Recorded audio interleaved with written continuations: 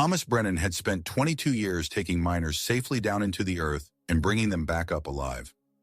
On July 14, 2019, at 6:47 in the morning, a methane pocket exploded 2,000 feet below the Sierra Madre copper mine in northern Chile.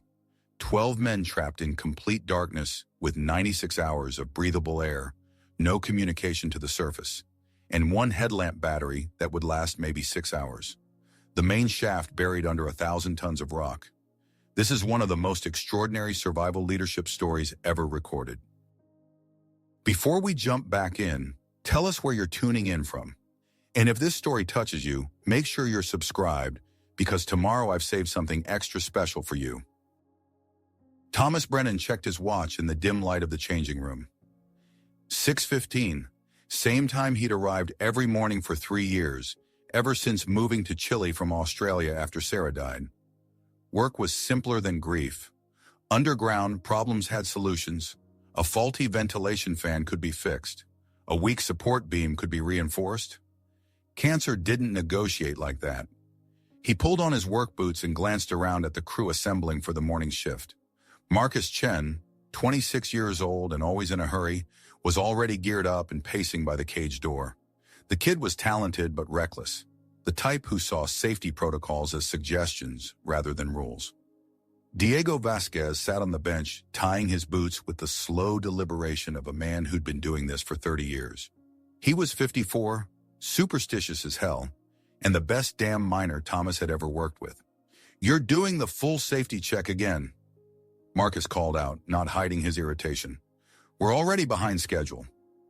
Thomas didn't look up from his clipboard. "We do it every day. That's why we're still alive to complain about it.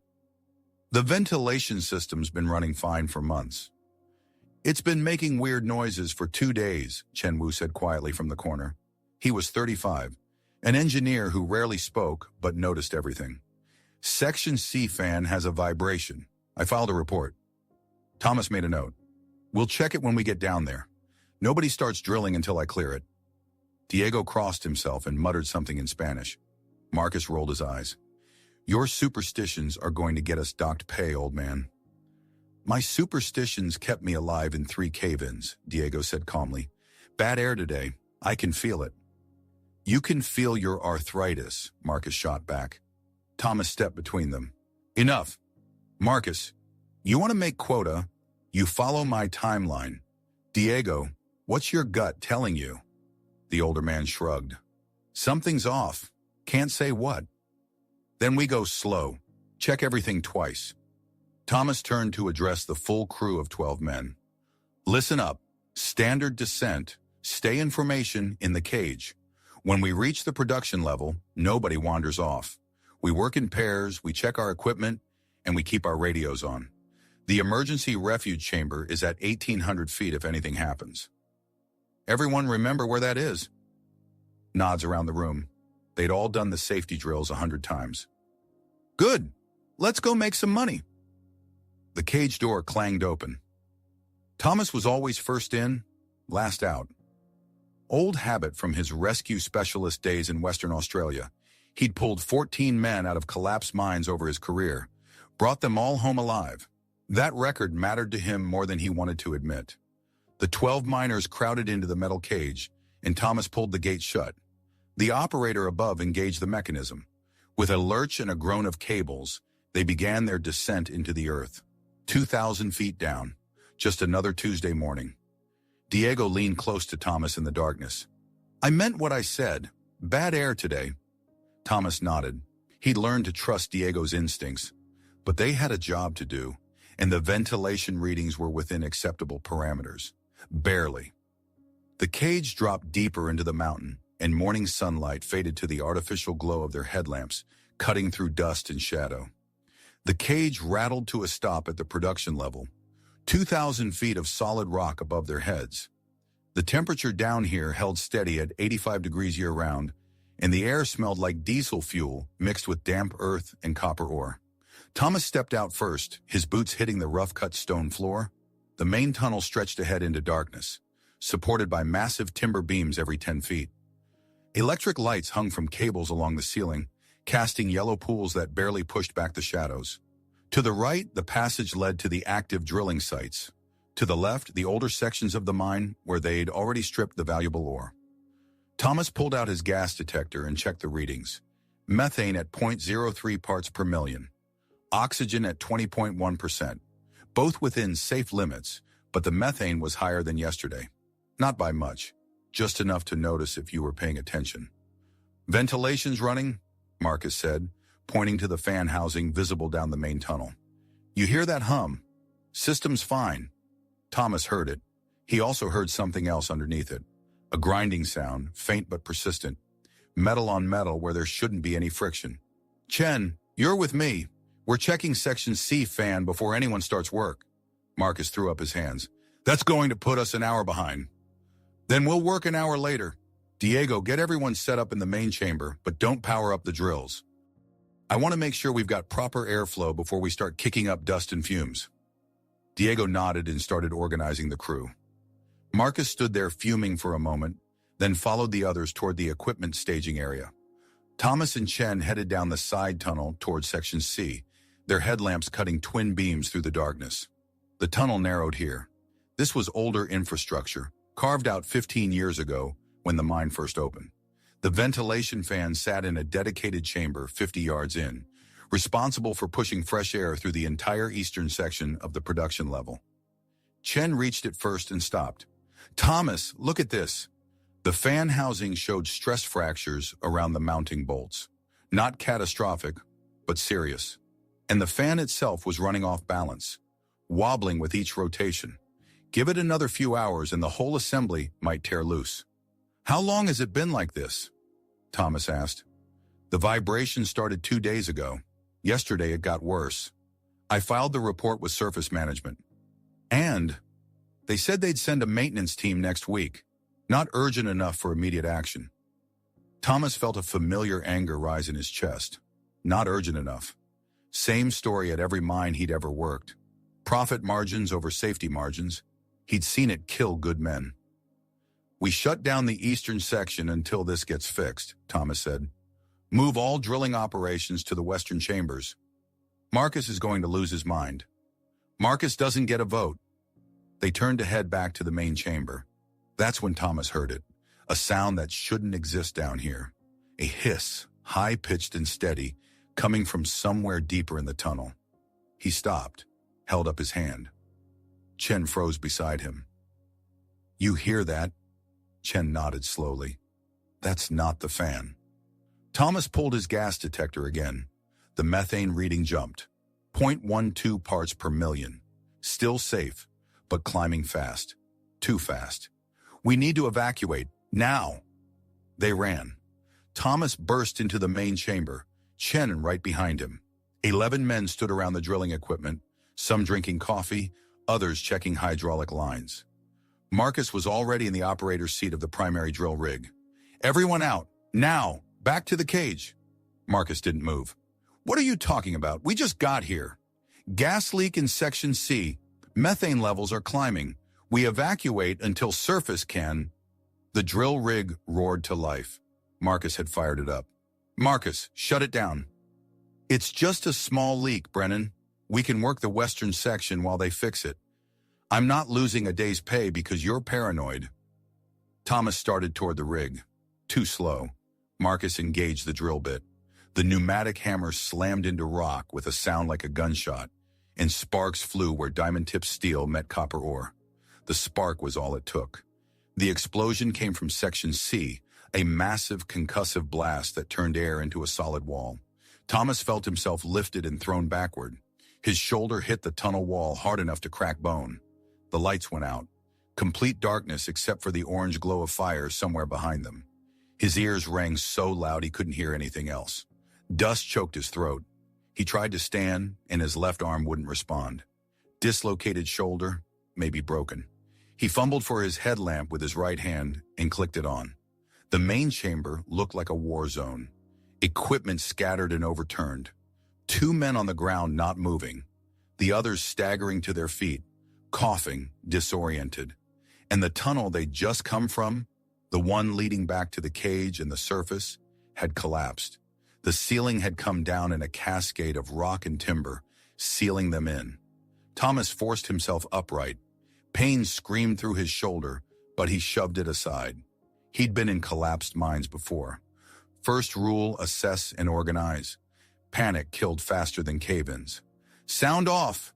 Everyone call out your name. Diego! The older man's voice, shaky but alive. Chen. Close by, helping someone to their feet. Paolo. That was the youngest miner, 22, probably terrified. One by one they called out. Thomas counted. 11 voices. Marcus made 12. He was still in the drill rig operator's seat, slumped forward against the controls. Thomas pushed through the debris and reached him. The kid was breathing but unconscious, blood running from a gash on his forehead. Chen, help me get him down. Diego, check those two on the ground. Everyone else, stay still. Don't move around.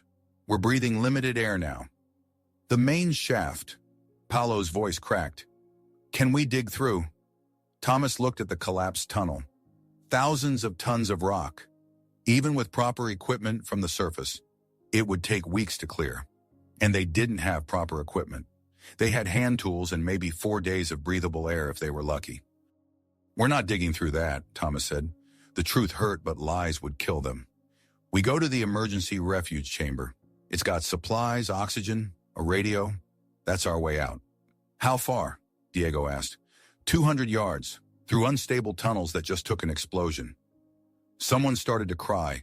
Thomas didn't have time for comfort. We move in 5 minutes. Help the injured. Bring anything useful. Leave everything else. Thomas switched off his headlamp. Immediate protests erupted from the darkness. What are you doing? I can't see. Turn it back on. Quiet. Thomas's voice cut through the panic. We have one working headlamp. Mine. Everyone else's got crushed or the batteries are dead. This lamp has maybe 6 hours of charge if I'm lucky. We've got 200 yards to cover through unstable ground. I can't waste battery on standing around. So here's how this works. I turn on the light for 30 seconds. You look around, find your footing, figure out where you're going. Then darkness while we move. Understand? Silence. Then Diego's voice, steady despite everything. Makes sense. What do you need from us? Thomas clicked the headlamp back on. The beam revealed a nightmare. The 2 men on the ground were Paolo's crew partners, both unconscious but breathing. Marcus was coming around, groaning and holding his head. Chen had a nasty cut above his eye but was mobile. The others showed various cuts and bruises, but nothing immediately life-threatening. Chen, inventory what we've got. Water bottles, first aid kit, tools, anything useful. Diego, you and Paolo get those 2 on makeshift stretchers. Use support beams if you have to. Marcus, can you walk? The young man nodded, then winced. I'm sorry. Jesus Christ, I'm so sorry. Save it. Right now you're going to help carry the injured. You can feel guilty later if we live long enough. Thomas turned to address them all. The refuge chamber has supplies for 8 people, maybe 3 days. We're 12. That means strict rationing from the moment we get there. It also has a radio beacon that should alert surface to our location, but first we have to reach it. He aimed his headlamp at the tunnel leading toward the refuge chamber. The passage looked intact near the entrance, but dust still hung in the air. No way to know what lay beyond without going in. I'm going first. Diego behind me, the injured in the middle. Strongest men at the rear in case we need to dig through obstacles. We move in single file. Each man keeps his right hand on the shoulder of the man in front. If you lose contact, you call out immediately. If the tunnel starts collapsing, you run forward, not back. Questions? What if we can't make it? Paolo asked. The kid's voice shook. Then we don't make it. But I've been in worse caves and walked out alive. So have some of you. Fear is going to try to kill you before the mountain does. Don't let it. Thomas clicked off the headlamp. Complete darkness again. He heard breathing. 13 men pulling air into their lungs from a limited supply that was already running low. Every breath brought them closer to suffocation, but panic would burn through oxygen twice as fast as calm. Ready? He asked the darkness. Ready, Diego answered. Then let's go get ourselves rescued. Thomas clicked the light on for 30 seconds. Everyone grabbed what they could carry. Chen shoved 3 water bottles into a canvas bag. Diego and Paolo lifted their injured crew members onto makeshift stretchers made from equipment pallets. Marcus stood there, swaying but upright. 30 seconds. Light off. Move out. They entered the tunnel in darkness.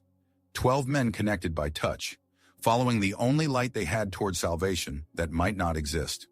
Thomas counted steps in the darkness. 50 paces forward, then he'd risk another burst of light. His right hand traced the tunnel wall, feeling rough-cut stone in the occasional timber support beam. Behind him, he heard Diego's steady breathing and the shuffle of boots on rock. The injured men groaned as the makeshift stretchers jostled over uneven ground. At 50 steps, Thomas stopped, clicked on the headlamp. The tunnel ahead had partially collapsed. Not a complete blockage, but a wall of rubble 3 feet high stretched across the passage. They'd have to climb over it while carrying 2 unconscious men. "We've got an obstacle," Thomas announced. "Chen, Paolo, come forward." The 2 younger men squeezed past the others. Chen studied the rubble pile with his engineer's eye. "It's stable enough," he said, "but we move one at a time. Too much weight and we could trigger another collapse. How do we get them over?" Paolo pointed at the injured men. "Carefully." Thomas switched off the light to conserve battery. "Diego, you and I go over first. Chen and Paolo lift the first stretcher up to us. We pull him over, then the second. Everyone else waits until we're clear." In the darkness, Thomas heard someone muttering prayers. Probably Diego. The old man always prayed when things got bad. Thomas used to pray too, back when Sarah was sick. Stopped when it became clear God wasn't listening or didn't care which. "Moving," Thomas said. He clicked the light on for 10 seconds, just enough to find handholds in the rubble. Then darkness again as he climbed. Loose rocks shifted under his weight. His injured shoulder screamed every time he pulled himself higher. He felt Diego climbing beside him, breathing hard. They reached the top of the pile. Thomas aimed his headlamp forward. The tunnel continued beyond, seemingly intact. "We're over," he called back. "Send up the first stretcher." Scraping sounds, grunts of effort, then hands pushing a makeshift stretcher up through the darkness. Thomas grabbed it and pulled. The injured man was dead weight, maybe 180. With his bad shoulder, Thomas could barely manage. Diego grabbed the other end, and together they dragged the stretcher over the rubble and down the far side. "Next one," Thomas shouted. The second stretcher came up. This man was heavier, probably 220. Halfway over the pile, Thomas's grip slipped. The stretcher tilted. The injured man started to slide off. "I've got him," Chen's voice from below. Young hands steadied the load. They got him over. Then one by one, the remaining men climbed across. Thomas clicked his light on and off in short bursts, just enough to prevent anyone from falling. Marcus came over last, still unsteady, nearly tumbling down the far side before Paolo caught him. "Everyone across!" Thomas did a quick count. 12 shadows in his headlamp beam. "Keep moving." They'd covered maybe 70 yards, 130 to go. Thomas's watch read 6:53, 6 minutes since the explosion. It felt like hours. The tunnel curved left ahead. Thomas remembered this section from safety drills. Around that curve, they'd hit the junction where 3 passages met. The refuge chamber lay down the middle passage. But if the explosion had destabilized the junction, all 3 tunnels might be blocked. "Slow down," he warned. "Junction coming up." They rounded the curve in darkness. Thomas clicked on his light. The junction had held. Barely. But the passage they needed, the one leading to the refuge chamber, was flooded. Water poured from a cracked overhead pipe, filling the tunnel floor with 3 feet of murky liquid. "We're not going through that." Marcus backed away from the flooded tunnel. That water could be electrified from damaged cables, could be contaminated, could be hiding a complete collapse underneath. "It's also between us and oxygen," Thomas said. He kept his voice level. Getting angry at Marcus now would waste air and time. "Chen, what do you think?" Chen moved closer, studying the flooded passage. The water flowed steadily from a burst pipe above, draining somewhere deeper in the tunnel system. "It's just groundwater from a broken supply line. Not electrified. I can see the bottom. Solid rock, no major collapse. But it's deep, maybe 4 feet in the middle." "The injured," Diego said. "How do we keep them above water?" Thomas played his headlamp beam over the stretchers. The two unconscious men needed to stay dry and stable. In 4 feet of water, carrying them would be nearly impossible. He checked his watch again. 7 minutes since the explosion. Already his chest felt tight. Might be psychological, might be real. Either way, they were burning through their air supply. "We float them," Paulo said suddenly. "The stretchers. They're wood pallets. They'll float if we seal them right." Chen nodded. "Canvas bags. Wrap them underneath to trap air.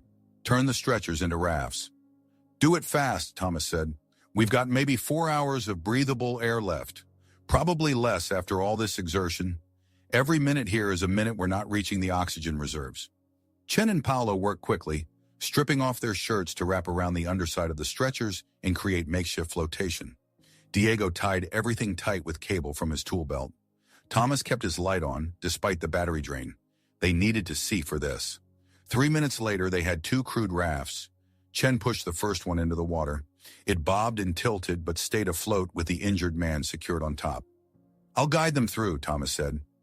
"Diego, you're behind me with the second stretcher. Everyone else forms a chain. Tall men help shorter men. The water's going to be cold. Don't panic. Just keep moving forward." He clicked off his headlamp, saved the battery for when they really needed it. Then he stepped into the flooded tunnel. The water hit him like a punch. Ice cold, far colder than he expected. His legs went numb instantly. He pushed forward, feeling the current trying to pull him sideways toward whatever drainage system was swallowing all this water. His boots found purchase on the rock floor, but just barely. Behind him, the others entered the water. Someone yelped at the cold. Someone else started breathing too fast, hyperventilating. "Slow your breathing," Thomas commanded. "Panic uses oxygen. We don't have oxygen to spare." He pushed the floating stretcher ahead of him, using it like a shield against the current. 20 feet into the flooded section, the water deepened. Now it was up to his chest. His injured shoulder throbbed with cold. His legs were going numb. 30 feet. The headlamp beam reflected off water ahead, showing maybe 20 more feet of flooding before the tunnel rose again. Then Diego shouted, "My stretcher's sinking. I can't hold it." Thomas spun around, clicking on his headlamp. The second injured man's makeshift raft had torn loose. Water poured through the canvas and the man was sliding into the dark water, unconscious and drowning. This story takes time to craft. If you're enjoying it, subscribe to our channel. It means a lot to us. Now back to the story. Thomas shoved his stretcher toward Chen. "Take him through. Get to the refuge chamber. Don't wait for us." He pushed back through the water toward Diego. The current fought him every step. The injured man had already disappeared under the surface. Thomas sucked in a breath and dove. Complete darkness. The headlamp beam turned the water into murky soup. His hands swept the bottom, feeling for a body. His lungs started burning. Then his fingers brushed fabric. He grabbed hold and pulled. The man was heavy as concrete. Thomas got his good arm around the man's chest and kicked toward the surface. His shoulder screamed. He broke the surface, gasping. Diego grabbed the injured man's other arm. Together they hauled him up. The man coughed. Water poured from his mouth, still unconscious but breathing. "We can't float him now," Diego said. "We have to carry him." Thomas shifted the man's weight across his shoulders in a fireman's carry. His injured shoulder nearly buckled. He gritted his teeth and pushed forward through the water. Behind them, the others formed a human chain. Marcus helping Paulo, Chen guiding the first stretcher. Everyone moving because standing still meant drowning or suffocating. The water started getting shallower. Thomas's boots found better purchase. The tunnel began to rise. Water dropped to waist level, then knee level. They emerged onto dry ground and Thomas collapsed. He lowered the injured man as gently as he could. Ice water had soaked him to the bone. He was shaking uncontrollably. "Keep moving," he told himself, said it out loud. "Get up, keep moving." Diego helped him to his feet. Everyone who'd gone through the water looked hypothermic. "How far to the refuge chamber?" Marcus asked through chattering teeth. Thomas checked his mental map of the mine. 60 yards, maybe less. "I can see it." Chen pointed ahead. "There, the red door." Thomas aimed his headlamp forward. 60 yards down the tunnel, a heavy steel door painted safety red marked the entrance to the emergency refuge chamber. It looked intact. They'd made it. Thomas reached the door first. A keypad lock glowed faintly in the darkness. He punched in the code he'd memorized during safety training. 4729. The lock beeped. Red light. Wrong code. He tried again. 4729. Another beep. Red light. Let me try, Chen said. He entered a different sequence. 3815. Green light. The lock disengaged.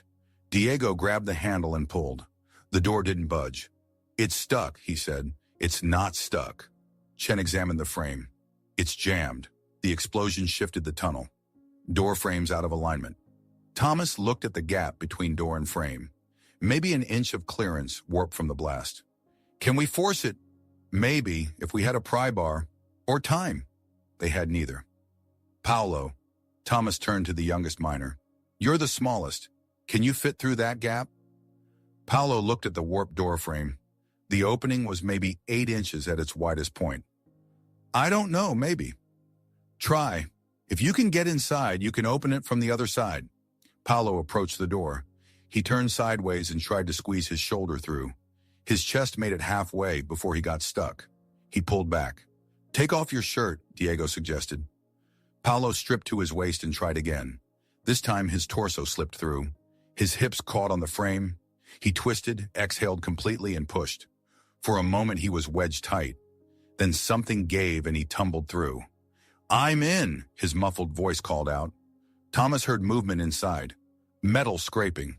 Then a loud clang as Paolo hit the interior release lever. The door groaned, but didn't open. The frame's too warped, Chen said. Interior release can't overcome the binding. Then we pull from out here while he pushes from inside, Thomas said. Everyone on the door. On 3, we pull together. The 11 men grabbed whatever part of the door they could reach. Thomas gripped the handle. 1, 2, 3, pull. They hauled on the door with everything they had. The door moved a 1/4 inch, then another 1/4 inch. Metal screamed against metal. Again, pull. Another inch gained. Now a 2-inch gap existed. Not enough. Once more, everything you've got. Thomas pulled until his vision went dark at the edges. The door shrieked and suddenly gave way, swinging open so fast that half the men fell backward. Thomas caught himself on the door frame and looked inside. The refuge chamber was 12 feet by 20 feet, carved from solid rock and reinforced with steel. Emergency lighting flickered on. Metal shelves lined the walls, stocked with supplies. Oxygen tanks stood in one corner. A radio unit sat on a small desk. An air recycling system hummed to life. They'd made it. Get everyone inside, Thomas ordered. Injured men first. Diego and Marcus carried the 2 unconscious miners through the door. The others followed. Thomas did a final count as they entered. 12 men. All alive. For now. He stepped inside last and pulled the door shut. The seal engaged with a solid thunk. Thomas collapsed against the wall and checked his watch. 7:23. 36 minutes since the explosion. Chen moved to the supply shelves and started taking inventory. Diego stripped off his wet shirt and helped the others do the same. Marcus sat in the corner with his head in his hands. Water, Chen announced. 24 bottles. Food rations for 8 people. 3 days. First aid kit, blankets, and the radio. Thomas pushed himself off the wall and moved to the radio unit. He flipped the power switch. The display lit up green. He grabbed the handset. Surface, this is Brennan. Emergency refuge chamber. 12 men trapped at level 20. Main shaft collapsed. We need immediate rescue. Over. Static, he tried again. Surface, this is Brennan. Do you copy? Over. More static. Chen leaned over his shoulder and examined the unit. His face went pale. The antenna cable, it's severed. Probably happened in the explosion. Thomas stared at the severed cable. Without it, they were completely isolated. Surface wouldn't know where they were, or even if anyone had survived. Can we fix it? He asked. Chen shook his head. The cable runs through 200 yards of collapsed tunnel. We'd need to dig through the rubble, find where it's severed, splice it back together. That's a week's work with proper equipment. Which we don't have. Thomas turned to face the others. 11 men watching him, waiting for him to tell them it would be okay. Here's our situation, he said. Surface knows there was an explosion. They'll send rescue teams, but they don't know exactly where we are. The main shaft is completely blocked. They'll have to dig through, and that takes time. How much time? Paolo asked. 2 weeks, maybe 3. Silence. Then someone laughed. High-pitched and wrong. One of the miners Diego didn't know.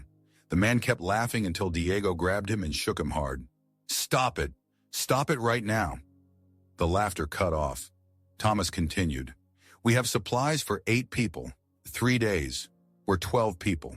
Chen, what's the math? The engineer pulled out a calculator and punched numbers. If we ration strictly, water lasts maybe 36 hours. Food lasts 48. The oxygen recycling system can extend our air supply to maybe 5 days if we minimize physical activity. 5 days, Marcus repeated. You just said rescue takes 2 weeks. So we're dead. Marcus looked around the chamber. We're already dead. We're not dead yet, Thomas said. Each word sharp and clear. Dead is when your heart stops. Right now your heart's beating. That means you've got a choice. You can give up and guarantee you die. Or you can fight. Fight how? Marcus demanded. I want you to follow orders. I want you to ration like your life depends on it, because it does. I want you to control your breathing, control your panic, and trust that I've gotten men out of worse situations than this. Have you? Paolo asked quietly. Thomas met the young man's eyes. No, he admitted. This is the worst I've seen. But that doesn't mean we quit. Diego stepped forward. Thomas is right. We have 5 days of air. That's 5 days for surface to find us. I've been in this mine 20 years. There are old ventilation shafts, abandoned tunnels. Maybe one connects to the surface. Or maybe they're all collapsed, the hysterical miner said. Then we die trying, Diego shot back. Thomas moved to the supply shelves. Here's what we do now. Everyone strips to dry clothes. We treat the injured. Then we establish shifts. He organized them into 3 groups. Group 1 would monitor air quality every hour and track oxygen levels. Group 2 would inventory supplies and manage rationing. Group 3 would care for the injured and maintain the refuge chamber. Sleep rotations, Thomas continued. 4 hours on, 4 hours off. We need people alert at all times in case surface makes contact or conditions change. Diego, you're in charge when I'm sleeping. Chen, your backup.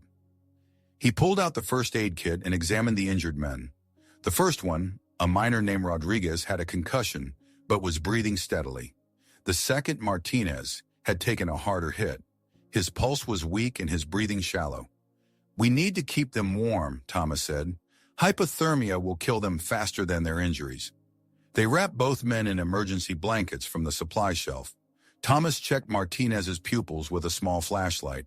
One pupil was dilated, the other normal. Not good. Possible brain bleed. Without surgery, the man might not make it.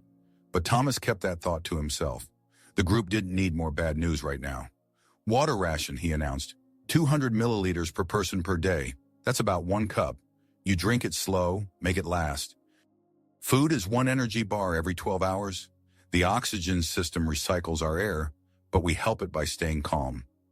No unnecessary movement, no shouting, slow, controlled breathing. Marcus stood up. Who put you in charge? Maybe we should vote on leadership. There's no vote, Thomas said flatly. I'm the shift supervisor. That makes me responsible for getting you out alive. You want to argue about democracy? Do it after we're rescued. Day 2 started when Thomas's watch alarm beeped at 6 in the morning. Not that morning meant anything 2,000 feet underground.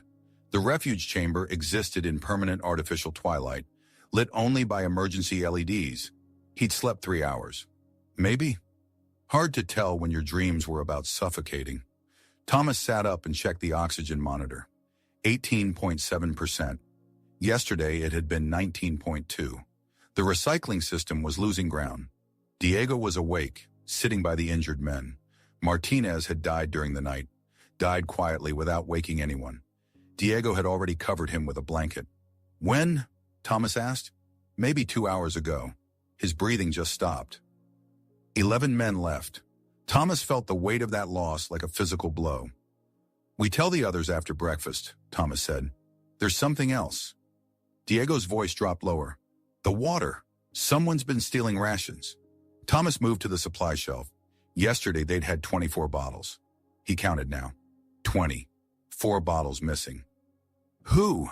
Thomas asked. Don't know. Could be anyone on the night watch. Thomas felt anger rising in his chest. Down here, stealing water was murder. New rule, Thomas announced loudly, waking the sleeping men. All supplies are locked. I control the key. Someone's been stealing water. That stops now. Marcus sat up. You're accusing us of theft. I'm stating facts. 4 bottles are missing. Silence. Men looked at each other with suspicion. Martinez died last night, Thomas continued. We're down to 11. That means the water and food stretch a little longer. But only if we stick to rationing. He unlocked the supply cabinet and distributed breakfast. 1 energy bar per man, 200 milliliters of water. Paulo stared at his meager portion like it was a cruel joke. This is it. This is supposed to last me 12 hours. That's what keeps you alive 12 hours, Thomas said. After breakfast, Thomas gathered Chen and Diego. We need to find another way out. The radio's dead. Surface doesn't know where we are. We can't sit here for 2 weeks waiting to suffocate. The old ventilation shaft, Diego said. Section B, about 300 yards from here. It was supposed to connect to surface. They sealed it 20 years ago. Sealed how? Chen asked. Concrete plug, maybe 3 feet thick. We can't break through 3 feet of concrete, Thomas said. Maybe we don't have to. Chen pulled out a mine schematic. He spread it across the floor and pointed. The ventilation shaft runs parallel to an old maintenance tunnel here. If we can access the maintenance tunnel, we might be able to cut through to the vent shaft from the side. Avoid the concrete plug entirely. Thomas studied the map. How far is this maintenance tunnel? From here, maybe 400 yards, through unstable ground. And if we get there, and it's collapsed, then we come back and think of something else. Thomas looked at the 11 men in the refuge chamber. Rodriguez was still unconscious. The others looked exhausted, hungry, scared. We go, Thomas decided. They left Rodriguez in the refuge chamber with 2 men to watch him. Thomas, Diego, Chen, Marcus, Paulo, and 4 others made up the exploration team. Thomas carried the only working headlamp. The battery indicator showed half charge, maybe 3 hours left. Diego led them through passages he'd walked for 20 years. Every 50 feet, Thomas marked their path with chalk on the tunnel walls, arrows pointing back toward the refuge chamber. The first 100 yards went smoothly. Then they reached a junction where 3 passages met. The ceiling had partially collapsed, creating a pile of rubble blocking their route. We can climb over it, Paulo said. No. Chen studied the collapsed section. That whole section is unstable. Put weight on it, and we could trigger a secondary collapse. So we go around, Diego suggested. Take the western passage. It loops back and should connect to the maintenance tunnel further down. They took the western passage. The tunnel narrowed here, forcing them to walk single file. Thomas went first, sweeping his headlamp beam back and forth. The light caught something ahead. He stopped. The tunnel's flooded again. Different from yesterday, this is groundwater seepage. The water stretched ahead into darkness. We can't go back, Thomas said. We go through. He stepped into the water, ankle deep at first, then knee deep. At 20 feet in, the water reached his waist. Behind him, the others followed. Marcus was breathing too fast on the edge of panic. Marcus, control your breathing, Thomas commanded. In through your nose, out through your mouth. I can't do this. I can't. You can, 1 step at a time. They reached dry ground. Thomas counted heads. 8 men. Everyone accounted for. Another 100 yards.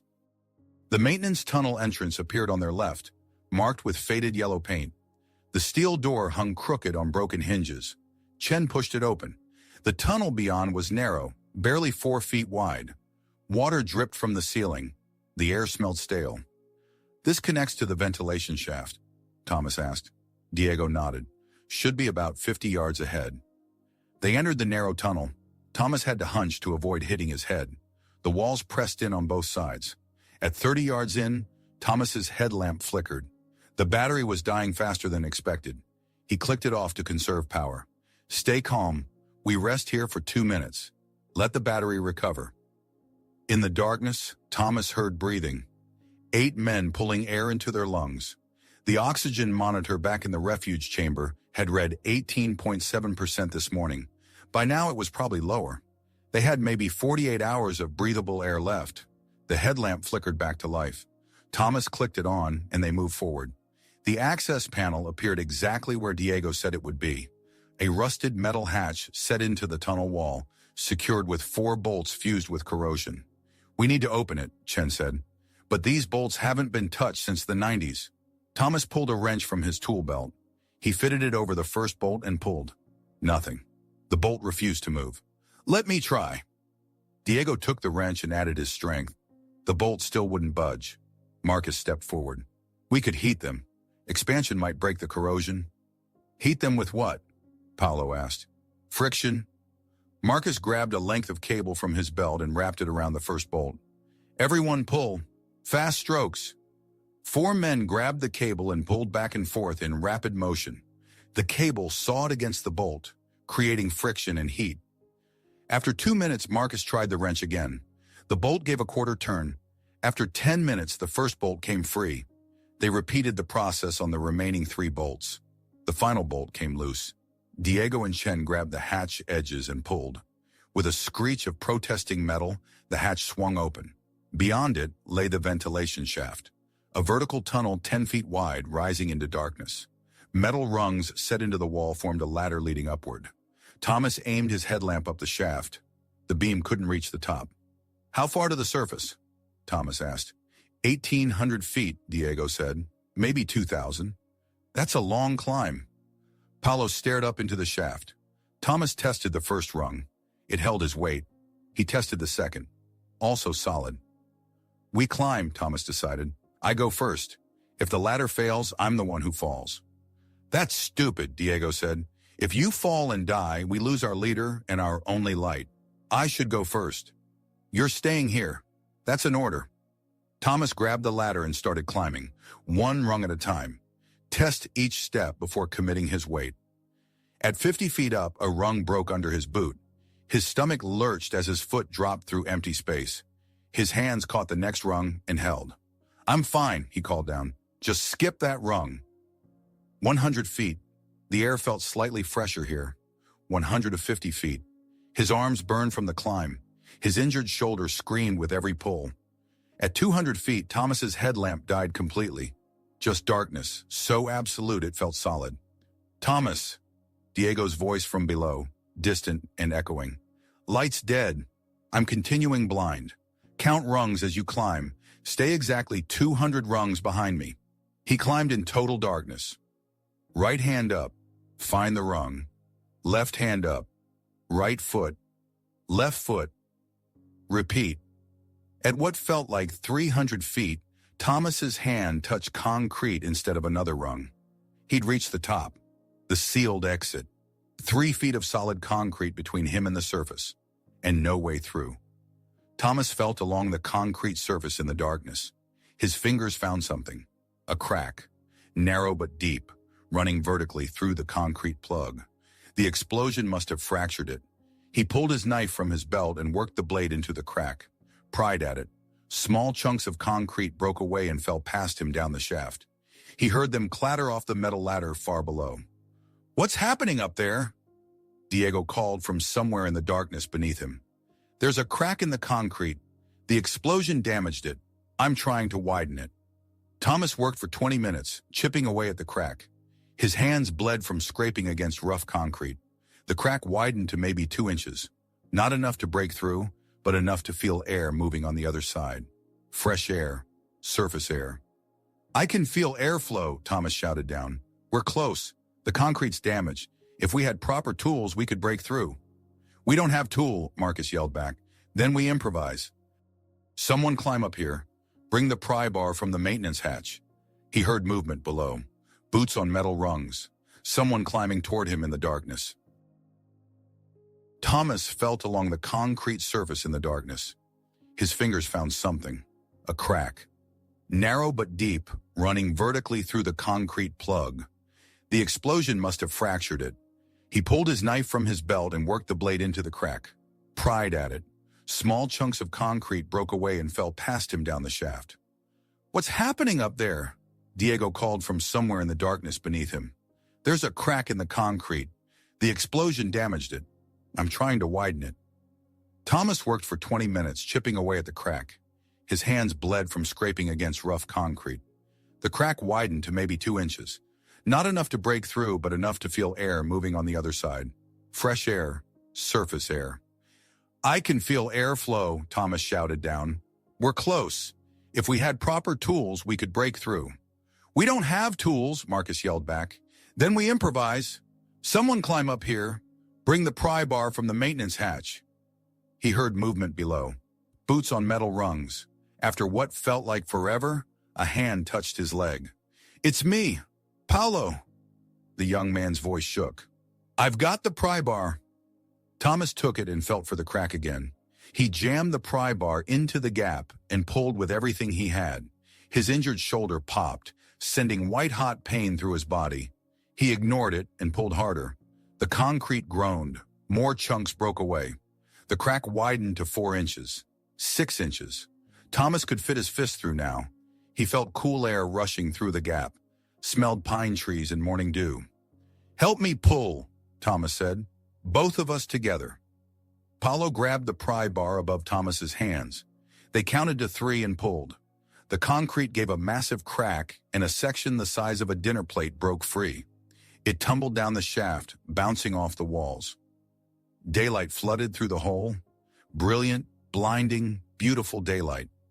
Thomas had to close his eyes against the sudden brightness. "We did it," Paulo breathed. "Jesus Christ, we actually did it." But the hole was only 12 inches across, not big enough for a man to fit through. Thomas kept working, using the pry bar to widen it.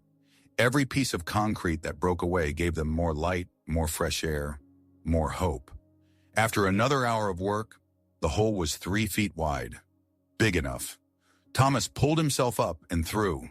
His hands found grass, real grass, wet with morning dew. He dragged himself out of the ventilation shaft and collapsed on solid ground. Above him, the sky stretched blue and infinite. Paulo emerged next, then Diego, then the others one by one. 8 men lying in the grass, breathing fresh air, feeling sunlight on their faces. They were 2 miles from the mine entrance. Thomas could see the rescue operation in the distance. Trucks, lights, drilling equipment. The rescue team was drilling in the wrong section. "We need to get to them," Thomas said. "Tell them where the others are." Rodriguez and the 2 men still in the refuge chamber. Diego helped him to his feet. Thomas's legs barely held him. 3 days underground with minimal food and water had wrecked his body, but he forced himself to walk. They'd covered maybe 100 yards when someone at the rescue site spotted them. Shouting, people running toward them. Within minutes, they were surrounded by paramedics, rescue workers, mine officials. "How many?" someone kept asking. "How many are down there?" 3 more, Thomas said. "Refugee chamber, level 20. You need to reach them now. They've got maybe 12 hours of air left." The paramedics tried to force Thomas onto a stretcher. He pushed them away. "I'm not leaving until you get those 3 men out. I know exactly where they are. I can guide your rescue team." "Sir, you're severely dehydrated. You need immediate medical attention." "What I need is for you to listen." Thomas grabbed the rescue coordinator by his shirt. "The refuge chamber is accessible through the western maintenance tunnel. I can draw you a map." The coordinator, a man named Vasquez, studied Thomas's face, saw the determination there, nodded. "Get this man water and a chair, and someone bring me a mine schematic." Thomas sat on an equipment crate while a paramedic hooked him up to an IV. He drank 3 bottles of water in 5 minutes while studying the schematic Vasquez spread across a table. His hands shook as he traced their route with a marker. "Here, we entered through the main chamber. Explosion collapsed this section. We went through flooded tunnel here. Reached the refuge chamber here. 3 men still inside. Rodriguez, Santos, and Kim." "Air supply?" Vasquez asked. "They've got the refuge chamber's oxygen recycling system. Should give them another 12 hours if they stay calm." "We've been drilling towards Section F. We thought that's where survivors would be." Section F is completely collapsed. Everyone who survived made it to the refuge chamber. Vasquez turned to his team. Redirect all drilling operations. We're going for the refuge chamber through the western approach. I want a rescue capsule ready in 3 hours. Thomas watched the rescue operation reorganize itself. Men and equipment moving with new purpose. Drill rigs repositioning. Diego appeared beside Thomas, also hooked to an IV. You should rest. Let them handle it. I will, after Rodriguez comes up. You've done enough. You got 8 men out alive. I lost Martinez. Started with 12, ending with 11. You lost 1 man in an explosion that should have killed all of you. That's not failure. 6 hours later, the drilling team broke through to the refuge chamber. Thomas heard it over the radio chatter. Contact made. 3 men alive. Preparing for extraction.